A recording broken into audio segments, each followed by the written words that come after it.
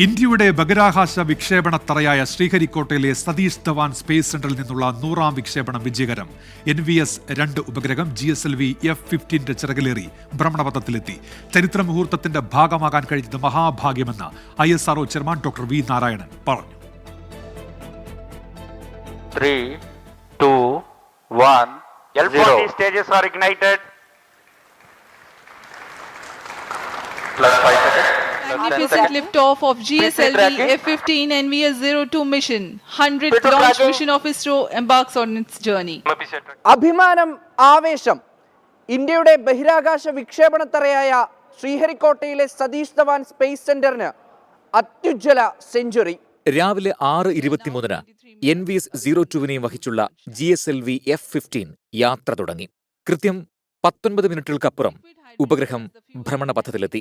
അമേരിക്കയുടെ GPS-ന് ബദലായുള്ള ഇന്ത്യയുടെ നാവിഗേഷൻ സംവിധാനമായ നാവിക് ശൃംഖലയുടെ ഭാഗമാണ് NVS-02. കൃത്യമായ സ്ഥാനം, വേഗം, സമയസേവനങ്ങൾ എന്നിവ നൽകാൻ നാവിക്കിന് കഴിയും. ISROയുടെ മുൻ ചെയർമാൻമാരും ഡയറക്ടർമാരും ചരിത്ര വിക്ഷേപണത്തിന് സാക്ഷിയായി. NVS-02 spacecraft at the intended geostationary transfer orbit is now injected and the mission is completed. Satellite injection conditions are achieved. बंद कर दिया गया है. ISRO ചെയർമാനായുള്ള ആദ്യ ദൗത്യത്തിൽ തന്നെ ചരിത്രത്തിളക്കം നേടിയതിന്റെ സന്തോഷം പങ്കുവച്ച് doctor V Narayanan. Today we made a historical achievement in India. The 100th launch from the spaceport satellite NVS-02, which is having the second indigenous atomic clock, to the required orbit and injected as expected.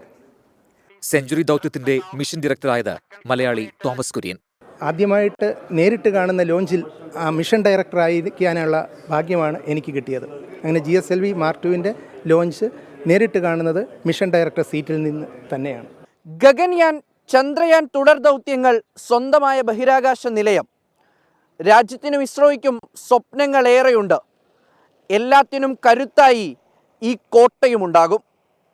Satheesh Dhawan space സെന്ററിന് മുന്നിൽ നിന്നും cameraman Srikanth ഗൗരീശപട്ടത്തോടൊപ്പം Muhammad Rahees, 24.